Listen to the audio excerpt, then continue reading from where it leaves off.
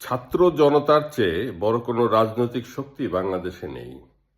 আর ছাত্র জনতার শক্তির পরেই যে শক্তি, দ্বিতীয় শক্তিশালী সংগঠন, সেটি হচ্ছে বাংলাদেশের সশস্ত্র বাহিনী। এই বিষয়গুলো আমাদের মাথায় রাখতে হবে। এখন ছাত্র জনতা এবং আমাদের, বিশেষ করে আমাদের সন্তানেরা, ছাত্ররা এখন যে প্রোক্লামেশন নিয়ে আসছে বস্তা পচা দুর্গন্ধময় সংবিধানের বিরুদ্ধে, একে আমরা স্বাগত জানাই। বিপ্লবের এটি দ্বিতীয় ধাপ, এটি সম্পন্ন করতেই হবে। আর বঙ্গভবন থেকে ছুঁড়ে ফেলে দিতে হবে সেই প্রেতাত্মদের। ছাত্ররা, তোমরা যা করছো তোমাদের সবকিছুর সাথে আমাদের এখন পর্যন্ত সায় রয়েছে, কিন্তু পরাজিত হওয়া চলবে না। যুদ্ধে জয়লাভ করতে হবে, বিপ্লবকে সফল করতে হবে। যদি কোথাও কোনো ধান্দাবাজি তৈরি হয়, ধান্দাবাজির কবর রচনা করতে হবে। বাংলাদেশকে মাথা উঁচু করে দাঁড়াতে হবে।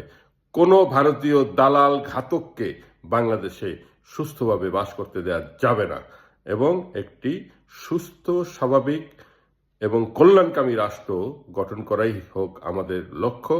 বিপ্লব দীর্ঘজীবী হোক। বাংলাদেশ জিন্দাবাদ।